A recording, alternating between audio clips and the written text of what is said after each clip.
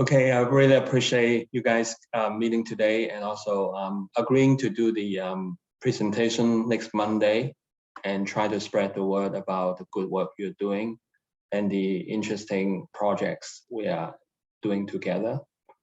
And last time we talked about how we started COIL and how the goal of bringing the group together is to share resources and learn from each other, but also understand what the administration can support each of you in the future and learn from the best practices and try to promote and on the one hand, try to do a better job for each other and support each other. On the other hand, try to think about how it fits into our teaching and learning and the curriculum.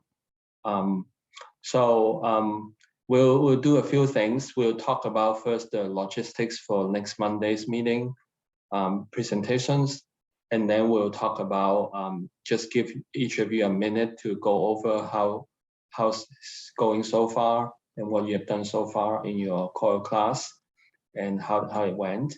And finally, we'll talk about some of you also attended some professional development opportunities, and we will give you an opportunity to share that. And then I'll also explain the professional opportunities and next steps. Also ask you to think about spring semester, if not the same thing you're doing, and whether there's other ways to get involved again or bring it to your department or your college and to support it, this initiative. So even if you're not doing it, some others in your department might be interested in working on it. But I feel that there's a lot of interest in or some compatibility with your departments, especially TESOL and global languages and departments in education. And of course, international relations classes, broadly speaking, in the political science department. And so, okay, so next Monday going to be from 10 to 11:30, a week from next Monday on the 15th. So it's going to be 10 to 11:30. So one session is going to be 10 to 10:45. The other session is going to be 10:45 to 11:30. Kate has done a flyer for that event. So let me make it that she can share screen if she can find that document. I don't know if you're having a laptop here. I do. I have it saved on my laptop. So let me just share my screen with you all. Can you see that? Yeah. The flyer. Okay. So this is the flyer that I made. Let me just bring it out so that you can see it more, see more of it at once. And I will bring it back in so that you can see the closer details. But this is the flyer that I designed. So just advertising for the information sessions and that it's part of an IEW. And I put in pictures from the different countries that I know that you all have your collaborations with to really kind of like draw student interests and say, oh, like, where's this country? And just kind of, bring them to the flyer. And then I put all the information, like the basic information down here. So I have the day and the time, and then here's the Zoom link that Dr. Till provided me with to include on the flyer so that students have that right there. They can just take a picture of it or they can copy and paste it. And then I have all of your names listed down here as well in bold, and then that's your department so that your students can see it, or students who see the flyer might be like, oh, I'm interested in, say, TESOL. So like, let me go to this and see what they say. And then just down here, the partnership countries as well. So I believe I got the countries of everyone that's in this meeting, but if you guys see a typo or I didn't list your country, please just send me an email and let me know. But I would like to get all of your thoughts and feedback as well, if you approve, if there's something that you think I should include or take away, because I am promoting your courses and your presentations for IEW. So just what do you all think? I don't know, the picture for South Korea and Hong Kong are not very specific, so people might not be able to tell.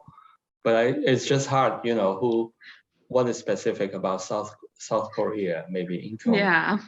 can see if that picture represents it well. And I think is it the last one on the right? That's supposed to be South Korea. This one is actually Brazil. Oh yeah, It's, because we were not going to do South Korea. I forgot. Yeah, Income is not available. So we have a Brazil, we have Hong Kong over there on the left. I guess that's okay. Hong Kong's tall buildings and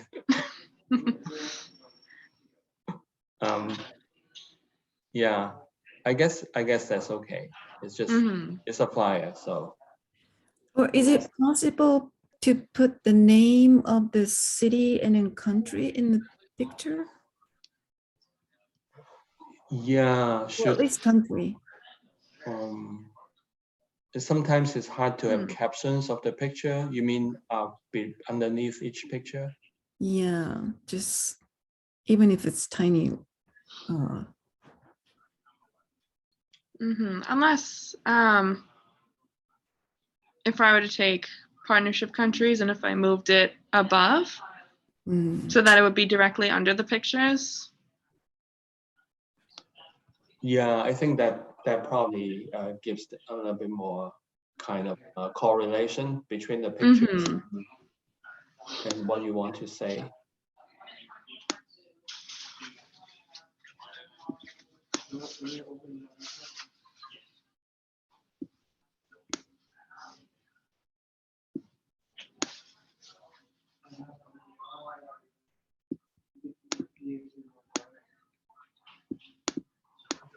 Yeah.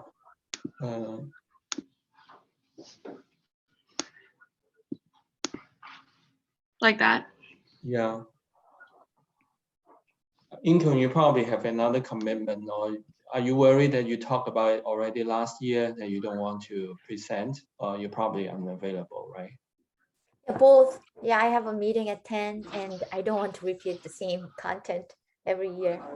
But you did change a little bit dynamics and things like that. Yeah. Okay. Why don't we just stick with that? Is that okay? All right. Yeah, if you all approve.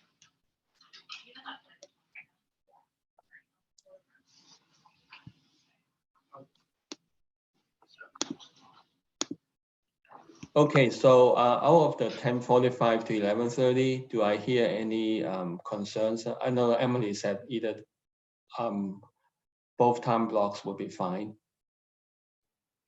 Yes. Is there anyone who's not available between 11 and 11:30 that has to do the first one, or between 10 and 10:30?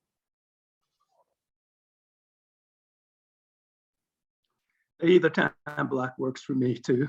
Oh, okay. So it was wonderful that Income, if your meeting finished at 11, you're welcome to log into hear 30 minutes of that, even though it's not. Yeah. Okay, I can do that. I can join at 11 after the meeting. Right.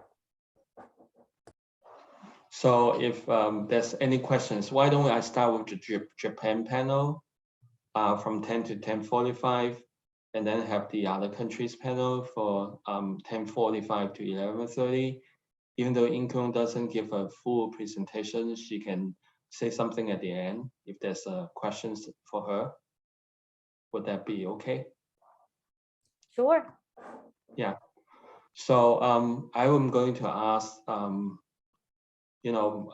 moderate one panel, and I'll ask either Mike or Jabbar to moderate the other panel. And the format is that, do you folks like to spend 10 minutes talk about your project and with illustrations to the audience, or would you like more like an interview kind of session?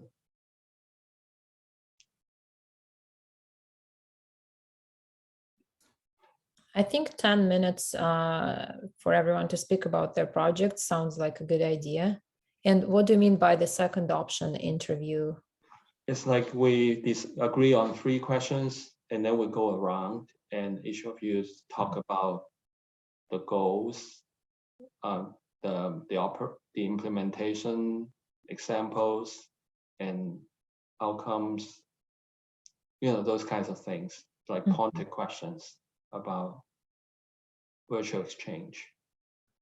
But the other alternative is each of you talk about it, but still leave 15 minutes for Q&A for the host to ask questions, because if the audience doesn't have questions. I just don't think I have time to prepare a 10-minute presentation with PowerPoint and everything, because I have just so many students. I'm advising over 100 students and I am supposed to give presentation next week. So I like to have a more informal, kind of like a conversation type of roundtable discussion. And I wonder if we can just come up with some questions that maybe the audience members would like to ask if they're interested in doing COIL in the spring or in the fall. We can kind of, I'm just wondering if we can just think about the kind of questions that they might want to hear from, us, instead of just giving us, just giving a formal presentation, everything about what we're doing. Because first of all, we are visiting Osaka City University's class. This is not my class, so I feel uncomfortable talking about the class that we are visiting. So I'd like to, my presentation is mostly focusing on what are the things that we actually had to do to get to this point, to actually collaborate with institutions overseas. Right. Maybe even when you answer the questions, just briefly sum up your project in a minute or something like that. So then you don't have to do a full explanation of the whole COIL class. And then we can, so that's what I mean when I said the second option is to raise a number of questions relating virtual exchange and COIL, and have this kind of discussion about doing virtual exchange and COIL with Japan with 3 models. One is more like, so I'm thinking about the different models that Karen is a typical COIL, synchronous COIL and asynchronous COIL with, on the physical education side. Alexandra is also, how long is your collaboration, Alexandra? It's going to be the whole month or 6 weeks? 7. 7 weeks, yeah. Yeah. Right. So both of you are 7 weeks longer. I mean, it's 3 times for, they all in, so your students are adapting to their time when they meet. Is that true? Yeah, we have 3 Zoom sessions. Right. Okay. So, but do you co-create some content in those 3 classes, or they just observing? Actually, we actually spent last year, the 1 year, to discuss, how we're going to collaborate. So at that point, I have to decide which course that I'm going to actually work with this class at Osaka City University. Originally, I wanted to work with the my second year seminar speaking intensive, because their course is a public speaking course, but I end up having more students interested in my Japanese classes, so I have to adjust at the end. But the film that we're going to watch together is the one that we selected together. So we did a lot of collaboration before actual Zoom session started. So that's something that that I would like to talk about, because those who prepare, we spend a lot of time before the semester starts, actually. So it might be a different kind of preparation. We didn't really do that much after the semester started, because we already discussed everything before the semester started.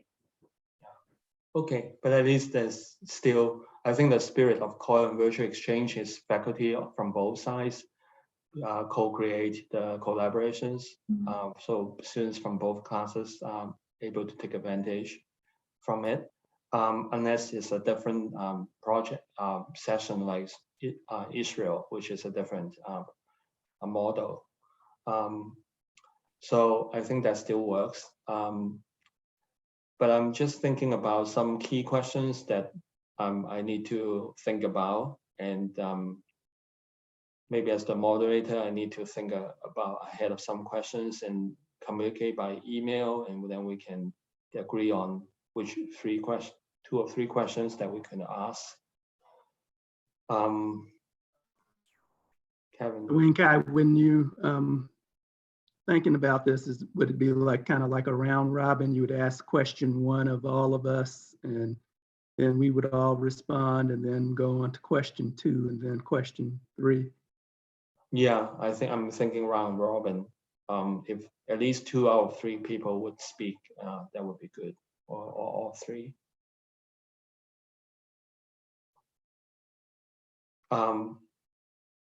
Yeah, I think there are different questions about these kinds of virtual exchanges. One is, you know, what are your goals for developing these kinds of exchanges? What do you want to get out from it? Kind of the larger goals. Then the second is, when you're doing it, how does it impact, you know, the students and their learning? Can you give some examples to demonstrate that? You know, whether it's the intercultural understanding or the content knowledge areas, or the kind of competencies that you want to focus on. And then another question could be, what are some of the challenges you have faced so far in implementing these kinds of collaborations? And finally, what are some of the possible areas for success, you know, tips to make it more successful, to engage students in this process? If I may offer a suggestion, real quick, not to cut you off, Dr. To, but also from a student perspective, I think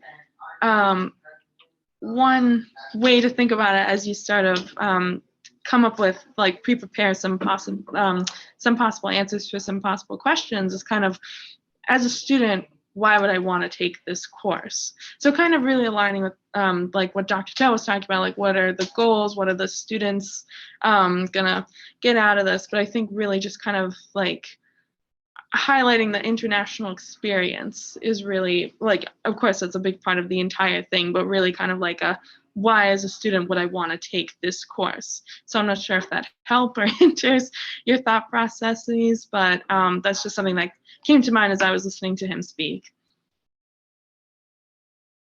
Yeah, again, this is not the entire course. It's one of the additional modality to support the course. So the interesting question for the faculty would be, what would be added to your course by incorporating virtual exchange that other faculty who did not choose to do that, you know, they might want to know, you know, what are the, you know, gains for students, what are the advantages for incorporating this element into your classes. So I think the goals are speaking about what do you gain by including this into your class. And then the second question could be, what are the examples of engagement and in the content area, basically. So goals, content, challenges, and sustainability and outcomes and things like that. I guess it's just a broad outline about how these questions would flow. May not ask all four questions. I don't know if that makes sense.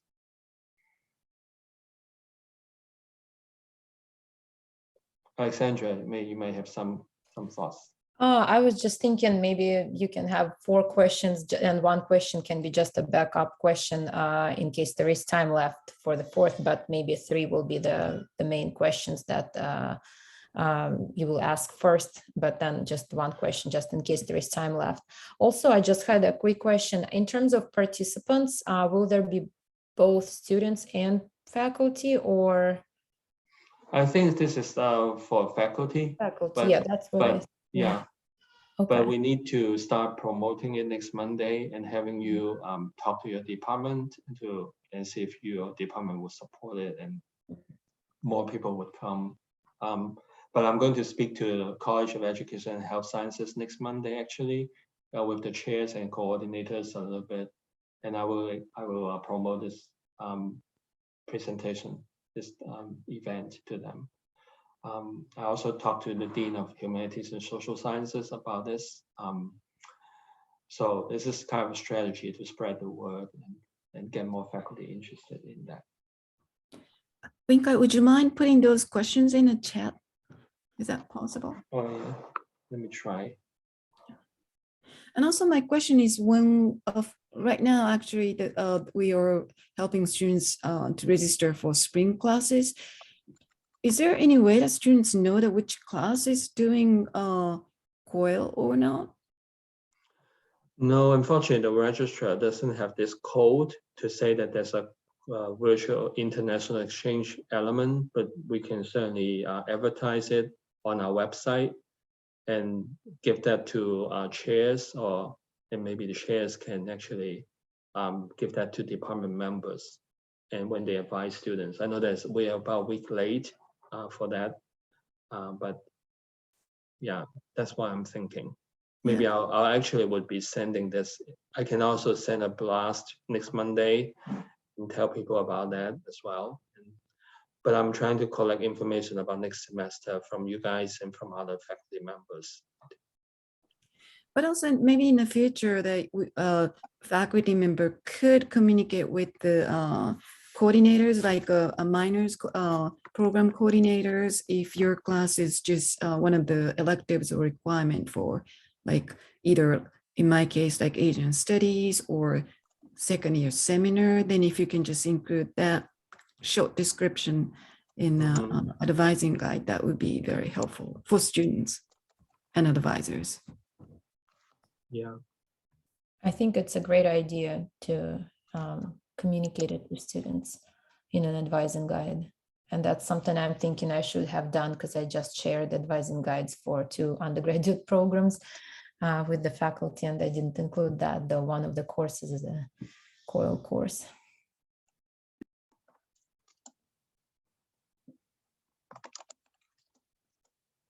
Yeah, I'm trying to talk about the goals of developing virtual exchange and how does it change your class, and that you taught before.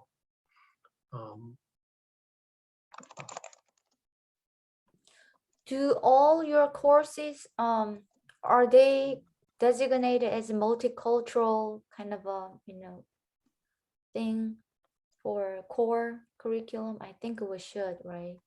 But I think these individual faculties' efforts would not be really directly related to the course designation under catalog. So that is my concern, though. Right. So I said, what are some of the examples of student engagement in your virtual exchange in COIL? What impact does it have on your students?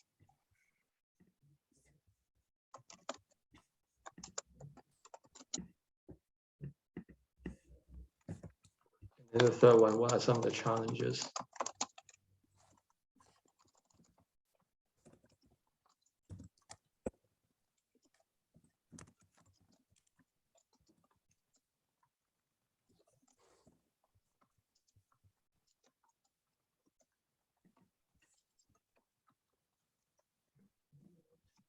What are some of the challenges in developing virtual exchange in your classes, and how are you addressing them, those challenges,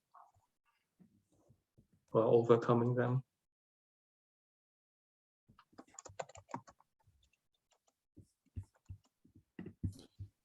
For question number 2, I was able to ask one of my students, actually the Alexandra's student as well, the Nick Selanius, to join the our presentation. So I could ask him to answer actually number 2 from his perspective as a student.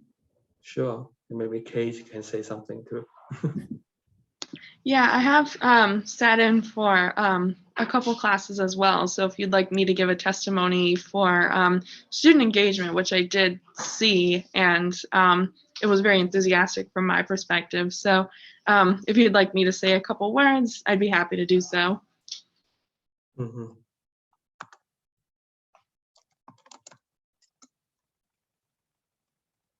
So how about the last question? Do you want to talk about the sustainability and impact or outcomes? I don't know how to follow up in the future. What's the last question that you'd like to ask? Maybe recommendations for success or some tips and Mhm. from everyone.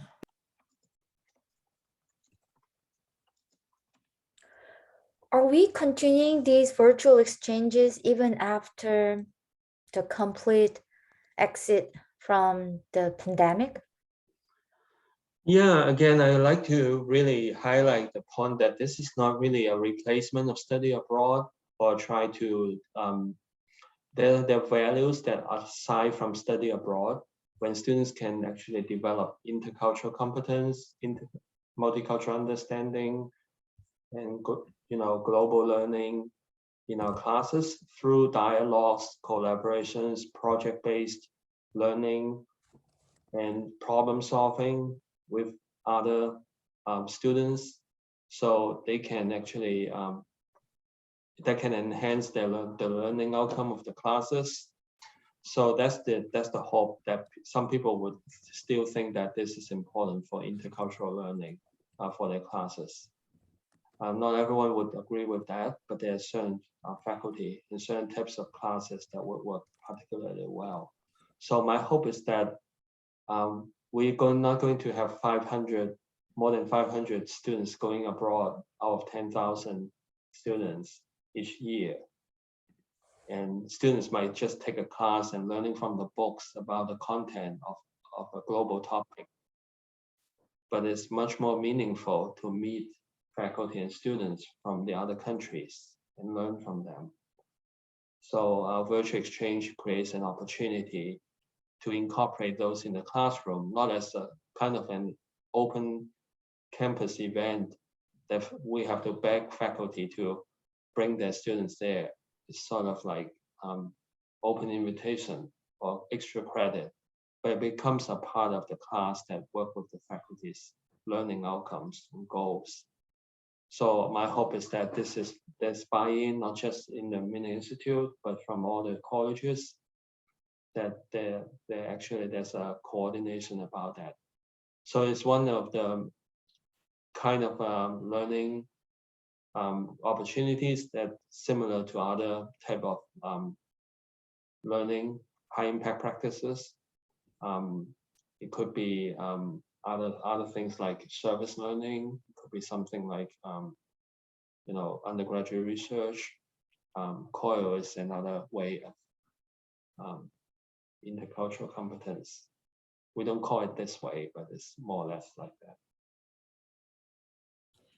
And I think I don't know about other countries, but Japan actually started much earlier before COVID-19, and I think it was 2018, or Japanese government actually just provided funding for a lot of higher education institutions in Japan to fund exchange program. So they started with virtually, and then these students can eventually come to Japan and then have in-person experiences. So in pre-COVID, I think it was kind of mixed with the virtual exchange with the in-person experience in Japan. But now currently everything is virtual. But I think the COIL itself actually didn't start because of the pandemic. I think the idea was there before pandemic. Yeah. I welcome each of you to say something about how your class is going so far and what you've found out.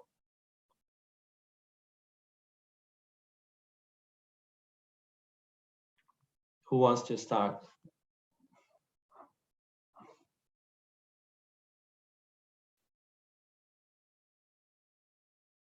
Can I just ask Alexandra, after that first meeting, what happened? And can you tell the group about the first meeting, and then afterwards, what's been going on?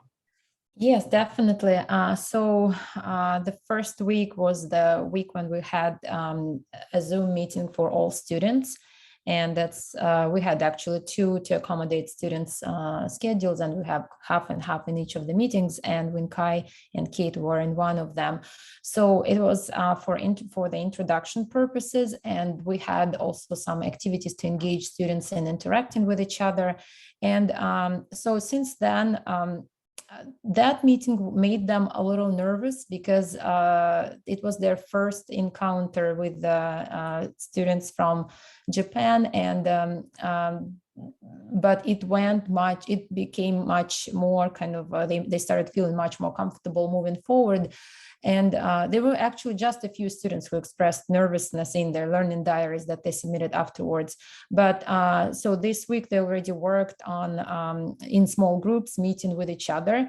And so far this experience has been great, because that's what I heard from their reflections that they submitted. So they feel like they definitely broke the ice, and the activities that we created for them to work on in their small groups in Zoom sessions really were really good. At least that's what the impression that I got. There were a few challenges that I'm dealing with, and it's something that I didn't expect, and I'm definitely learning through this experience. And I'm really curious to hear how others, and if anyone has had a similar experience. So it's specifically with just one student, but it really impacts, my whole kind of thinking about the COIL and implementation moving forward. So we put students into groups, small groups, and 2 groups from my class, 2 groups from Japan. So a group of 4 in total. And one of the students completely stopped participating in my class. It's not because of the COIL project. Her participation was not consistent even before the COIL, but then she expressed interest in the COIL project. She got on board, but she completely disappeared.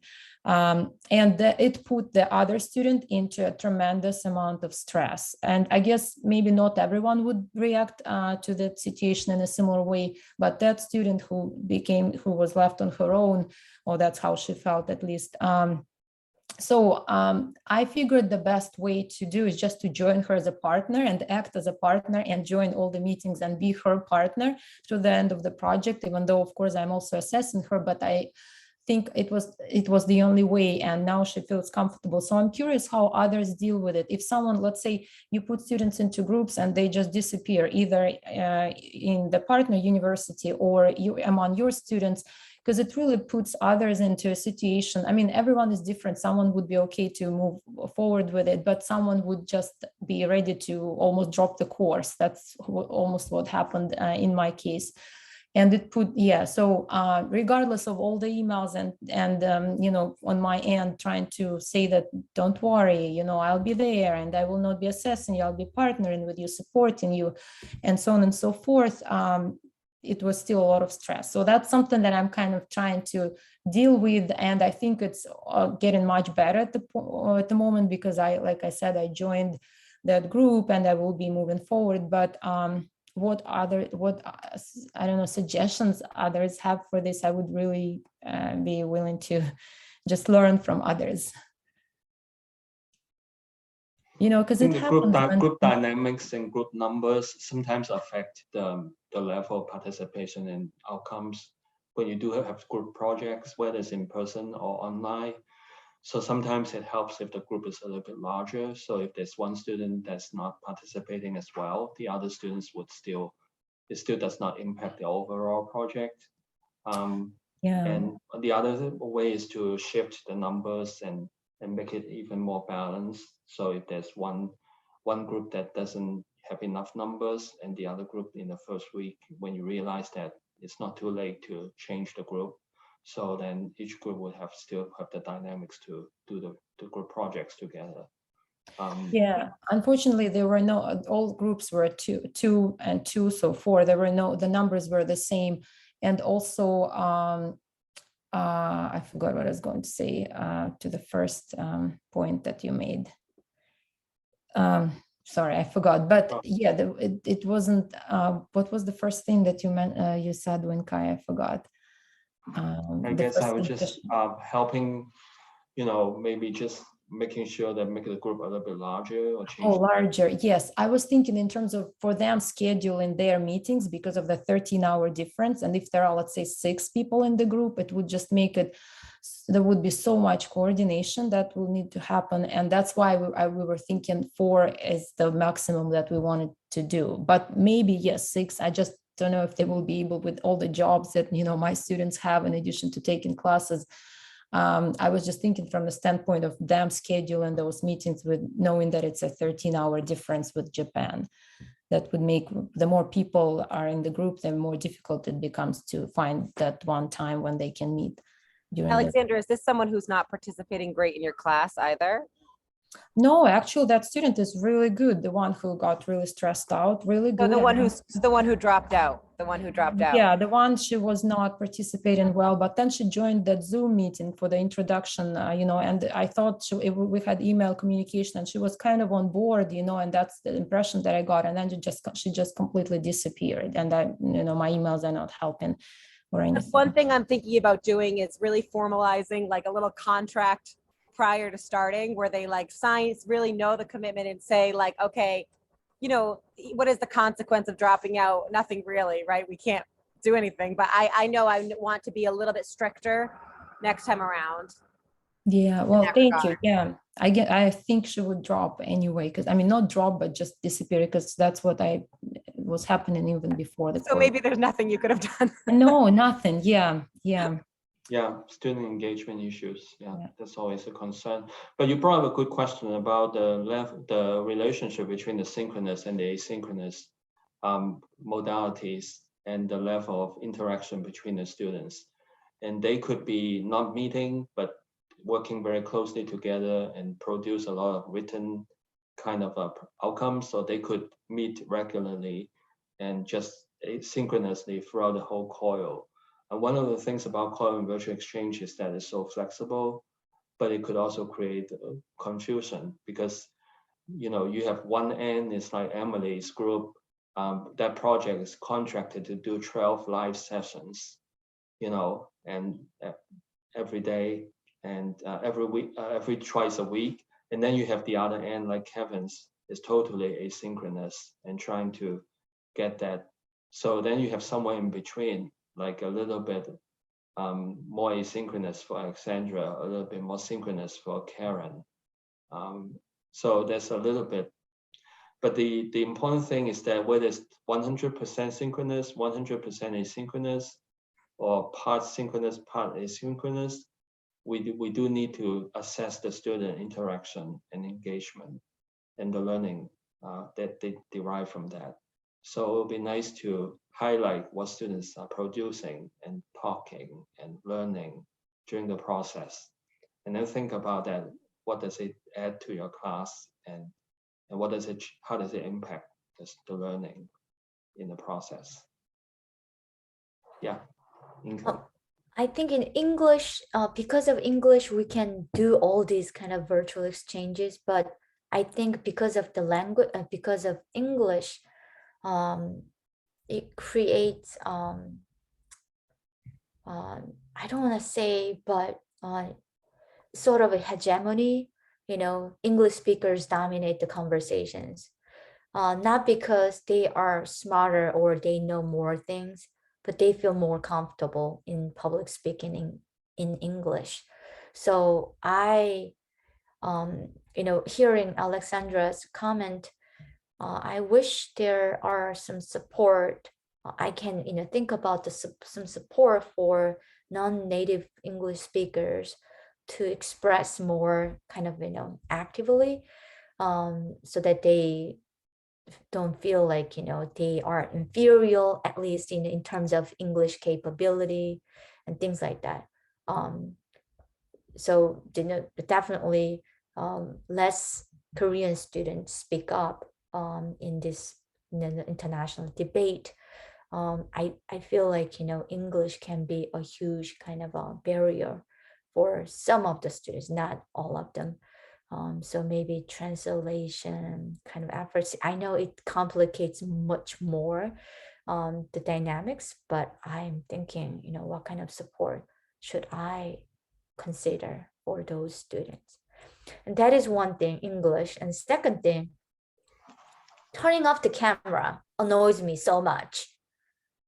I asked them, to turn on the camera a few times, but I couldn't force them. I wish I could be stricter, because if they are in the classroom, they wouldn't hide their face with the blanket, right? We wouldn't let them do it, but we are kinder because they are in their personal space. So we don't want to force them to turn on their camera. But what's the point if they turn off the camera of all these virtual exchanges, right? Without seeing their face, what can we do? They turn off the microphone. What's the point for them to be present at that moment? So I am thinking to be more stricter in the second round of the debate to urge them to turn on the camera, but I don't know if I can do it or not. So they must be, I forgot, because the debate is different from the other format. They used to have like a big class doing virtual synchronous. When the faculty talk, the faculty give them kind of choices of turning off the camera to listen to the faculty speaking. That's a different expectation from what we do in virtual exchange, when even if we're in a large group and people turn on their camera, and almost like people are asked not to turn on the camera when hear the main speaker speak, so that it's not to disrupt the main speaker. But we probably need to convey that difference, because in breakout rooms, they do turn on their cameras. They have to, unless they cannot because of, sometimes we have to think about equity, that some people are really having a hard time turning on their cameras in some cases. But in breakout rooms, they tend to do that. And in a large group, they tend not to do that. But we can set expectation early in the class and say that this is different from, the two professors teaching. This is a sharing. So in a large group, they should all turn on their cameras. I also agree with Emily speaking on the chat. One thing of overcoming language barriers is to allow some portion of the class to be in Korean, and then have you and Dr. Park translate that other language to the American. And Karen did that a little bit with her Japanese COIL, and she asked Dr. Suzuki to speak in Japanese a little bit, and so his students can understand it better. But I think the South Korean students' English is actually quite good. And also in both Alexandra's class and Minay's class, the students' English also are quite good. So, which is actually better than Karen's class in Tokyo. And I think I know that, I'm sorry. I was going to say, I know Dr. Fernanda's class does just that I believe they're 50 minutes and 25 minutes are spent talking in English, and then the other 25 is Portuguese. So they really utilize on that switching between the languages within their classes. Yeah, there's a language class in particular. So there's an expectation that the students would learn Portuguese. So that's why the students still would try to speak Portuguese. So we have the language issues, we have the participation issues, and also the facing the camera. And I'd like to hear about some of the examples of engagement from Kevin or Emily about either the totally synchronous or the totally asynchronous, and how do you see what's been done so far? Actually, we are going to do our videos next week. So 2 students from my class, 2 students from Alfredo's class, and their research assistant from University of Hong Kong has been helping us to coordinate all of these asynchronous sorts of engagement. So we developed a scenario that Hong Kong students will respond to and the BSU students will respond to. So the scenario is they are going to pretend like they have been offered early childhood education jobs in these respective countries. And then they have to have a conversation about what it would be like to accept a job as a teacher in a different country based on the similarities and differences between our integrated curriculum for early childhood educators. So my students will come in on Tuesday before class, and they're going to do their Zoom videos in my office. And then we will do the video exchange interview and all that. We are planning to do all of that by next Friday, November 12th. So I'll have some additional feedback about how that will go. And it has kind of been a challenge to make sure that we stay engaged in this asynchronous environment. So taking note about what to do differently, especially last time, and they gave a really good suggestion in terms of the Google Doc with students introducing themselves. So if I would do this again, I would definitely incorporate that for student engagement. And I have to get ready for my OTL advisory board meeting at 11 o'clock. So thank you for thanks the conversation. for letting us know about your class. How many students participate in the video exchange? Only the whole class or just a few students? Just a few students, but the entire classes will review and comment on the videos once they are done. Mm-hmm. Okay, so that's good. So then it still gets the whole class to participate in it. And it seems like the interaction is most intensive in this month in November. It is. Before, they've been analyzing and comparing our components of the integrated curriculum. So in Hong Kong, they've looked at what I've sent there and contrasted, and we're doing the same thing here. Okay, thank you. So I'll let you go to your OTL meeting. Thanks. I'm also on the same OTL meetings. I see. So can you just 1 minute, Alexandra, how was the COIL and virtual exchange conference for you? The COIL meetings you've gone to? Yes, it was wonderful. There are so many presentations from around the world, and there is so much engagement and interest around the world in COIL, and it was amazing to learn from everyone. And I would definitely be happy to share a few things that I learned and that I think are important. Also, there were materials shared, which I'm going to find one. It will become available in 3 days, I think on November 8th. I can, if I find it, I think I know where to look for it based on that presentation. I can share it with everyone because it looks like it's available. It will be available. But yeah, so it was great. There are specific things that I learned, and I'll be happy to talk about them. I don't know, maybe next time, because there is 1 minute left for me. Right. But yeah, and also from the OTL perspective, Winkai, probably I will reach out to you by email. But the conference is coming up, and I really wanted to bring it up, but maybe next time I will bring, well, the deadline is coming up for the December conference. So maybe as a group, we can do a presentation or something at the OTL again to spread the word about the COIL projects, and that's what we discussed in the OTL meeting after that email exchange with Nikki to help promote COIL. So she suggested, and we talked about it on Wednesday, that we can prepare a presentation for the OTL conference in December, perhaps. Yeah, so, that's good. I think Emily is already thinking about putting together that presentation. Is it about the game changers? Yes, but I'd be happy to join a larger presentation too. So I'll be submitting with Ashley for one, and then I'd be happy to do a larger one too. Yeah, or yeah, we can discuss it. I need to go at this point. Yeah, but, you and I can discuss it Sure, more. I think yes. you and I can actually do some which is Okay. more broader networking and learning. That sounds great. And I'll be happy to update you on that meeting that I attended. When was it? On Wednesday, the SUNY.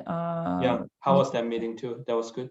Yeah, it was good. I can probably email you and just Okay. share what I Yeah, learned. please. Okay. Sorry, don't Thank hold you. you up Yeah. more. Bye, everyone. It was good to Yeah. see everyone. Bye. Yeah, just a minute before we sign off, Emily and Vinay. I know everyone's busy, but hopefully this is helpful just to share experiences.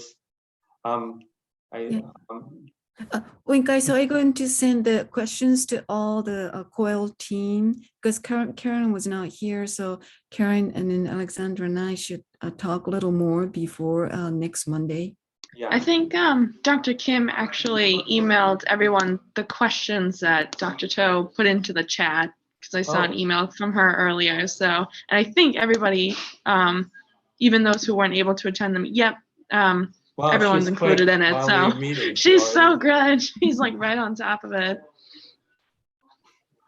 Yeah, and I feel like you know, with both of you still here, Emily and Vinay, just a word. I think, you know, we've done recently with a lot of outreach with the Kansai area for virtual exchange, with Osaka City, with Kansai University, with Kwansei Gakuin, the three topics, so there's potentially this network can continue and in the future and provide these virtual learning experiences for our students.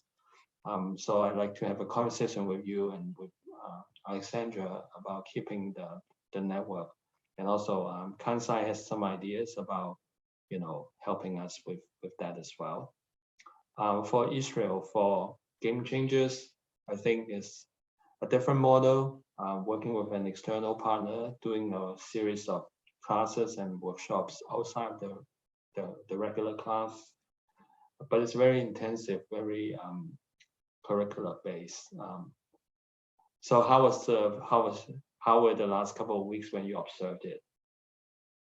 Good. It's actually nice. I'm getting to, when I go in my faculty breakout rooms, I get to practice some of the negotiation strategies and actually engage in it myself, which is wonderful because then I'm going to be able to better integrate going forward. Like I right now I'm doing a midpoint reflection and an end of semester reflection. So Kate, you'll be getting that soon. I'm going to do just like a little form, you know, that people fill out with their ideas about connections back to course content and whatnot. But participating and getting to know the faculty has been very, very helpful for me. You know, there's a lot of opportunity for exchange for faculty. And I think the students, Kate can speak more to this, but I really think that one thing I've learned is that the active, engaged facilitation style that the model of Game Changers is, like I've learned a lot from how important that connection piece is in the virtual format. Yeah, I definitely agree. Yeah, Kate, do you want to speak to that for a minute?